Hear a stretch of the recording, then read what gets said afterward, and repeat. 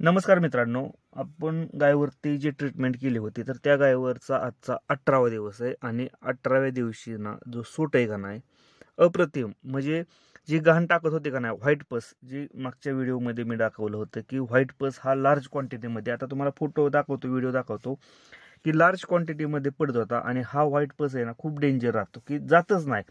तुम्ही किती पण प्रकारच्या ट्रीटमेंट करा, लवकर हा जात नाही, रिकव्हरी होत नाही. तर त्यासाठी आपण काय केलं होतं, तर मित्रांनो एक गोष्ट लक्षात ठेवा, अशा प्रकारचा जर व्हाईट पस म्हणजे एक दहीसारखं जर पडत असेल घाण, तर त्यावरती एक ट्रीटमेंट मित्रांनो 100% तुम्हाला रिझल्ट देणार आहे. ट्रीटमेंट मी काय केली होती की आपण काय करतो की डायरेक्ट औषध सोडतो ह्या व्हाईट पसवरती की किंवा दह्यासारखी घाण जी पडते ना त्यावरती काय करतो, डायरेक्ट औषध सोडतो. तर कधी कधी काय होतं की रिझल्ट हा भेटत नाही, कारण गर्भाशयामध्ये हा जी घाण आहे का ना, ही जी दह्यासारखी घाण आहे ना, हे पूर्णपणे गर्भाशय भरलेलं असतं.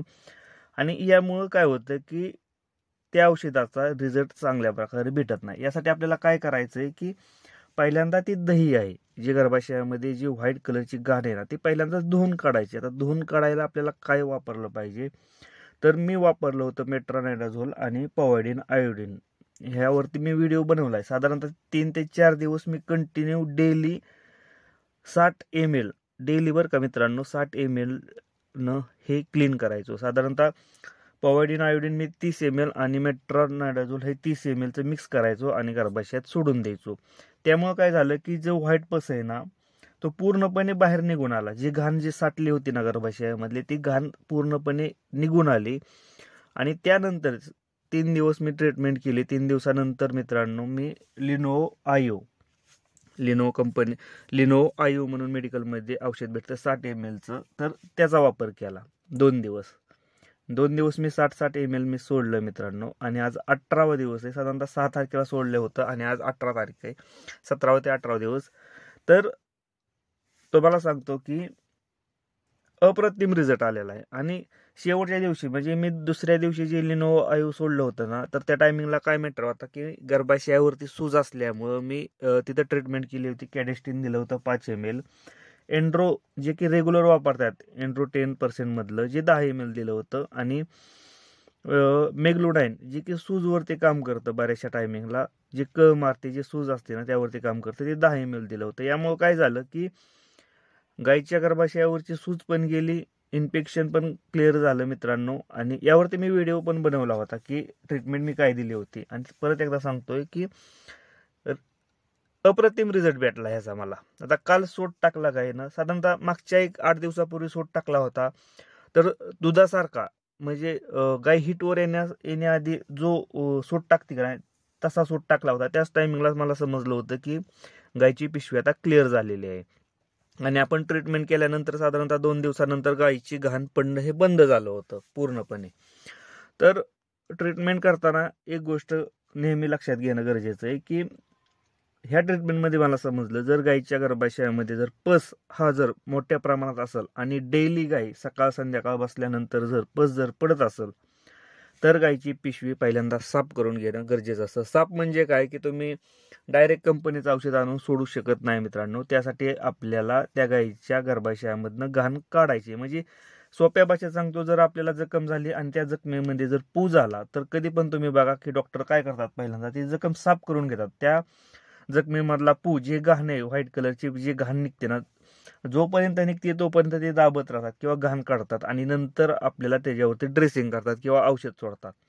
का करतात, कारण ती घाण निघणं खूप गरजेचं आहे. आणि सेम कंडिशन असते गर्भाशयाच्या बाबतीत की जे गर्भाशयामध्ये जी घाण आहे ना, ते पहिल्यांदा आपल्याला क्लीन करायची, धुवून काढायची. एकदा गर्भाशय धुवून काढलं ना मित्रांनो, तुम्ही औषध सोडा. लिनोचा रिझल्ट चांगला भेटतो. ह्याच्या आधी पण रिपीट ब्रीडिंगवरती मी सुद्धा व्हिडिओ बनवला होता. आणि आत्ता सुद्धा मला जी व्हाईट कलरची पस आहे दह्यासारखी जर पांढरी घाण जर टाकत असेल, तर त्यावरती सुद्धा चांगल्या प्रकारचा रिझल्ट हा येतोय. तुम्ही दुसऱ्या पण कंपनीचं वापरू शकता, पण त्यासाठी मित्रांनो गर्भाशय आधी धुवून घ्या. आता काय होतं की बऱ्याचशा टायमिंगला आपल्याला धुवून घ्यायचं म्हटलं तर डॉक्टरांचा खर्च हा वाढतो, कारण प्रत्येक टायमिंगला आता ही ट्रीटमेंट माझी 5 दिवस कंटिन्यू चालली होती. आता तुम्ही म्हणताल की एका दिवसाचा डॉक्टर एवढं पैसे घेतात, पण मित्रांनो जर आपल्याला जर औषध सोडता येत नसेल आणि सोडता येतच नाही, वेटरनरी डॉक्टरांशिवाय हा पर्याय नाही शेतकऱ्याकडं. आता मला ह्या गोष्टी येतात म्हणून तो भाग वेगळा आहे की मला त्या गोष्टी जमतात किंवा मी शिकलेलो आहे, त्यामुळं मला हा ट्रीटमेंट खर्च खूप कमी येतोय. मी नेहमी सांगतो की जर आपल्याला दूध व्यवसाय जर करायचा असेल तर ट्रीटमेंट ह्या घरच्या घरी करता आल्या पाहिजेत आपल्याला. आता हा थोडासा खोलवरचा भाग आहे, कारण गर्भाशयावरती जर आपल्याला काम करायचं म्हटलं तर आपल्याला ट्रेनिंगच घ्यावं लागते, आपल्याला प्रॅक्टिसचीच गरज आहे.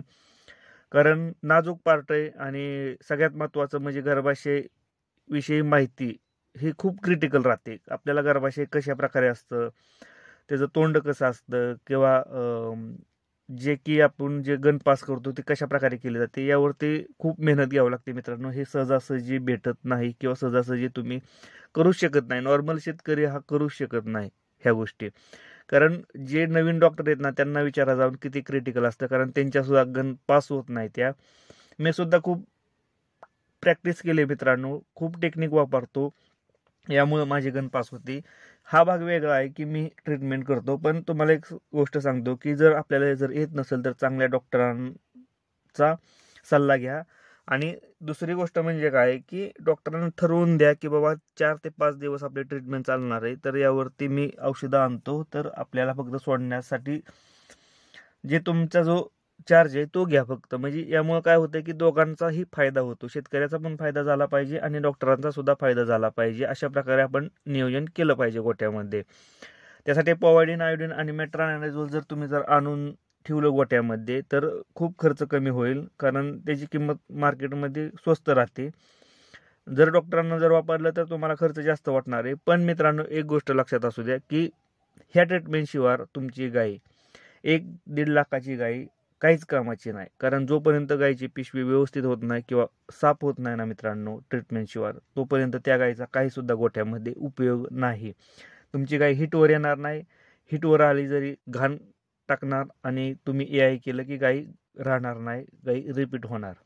यासाठी आपल्याला ट्रीटमेंट माहीत असणं खूप गरजेचं आहे. ट्रीटमेंटविषयी माहिती असणं खूप गरजेचं आहे. आणि ट्रीटमेंटविषयी जर आपल्याला माहिती पाहिजे असते मित्रांनो तर आत्ताच आपल्या चॅनलला सबस्क्राईब करायला विसरू नका. आणि व्हिडिओ जर आवडला असेल तर लाईक करा मित्रांनो.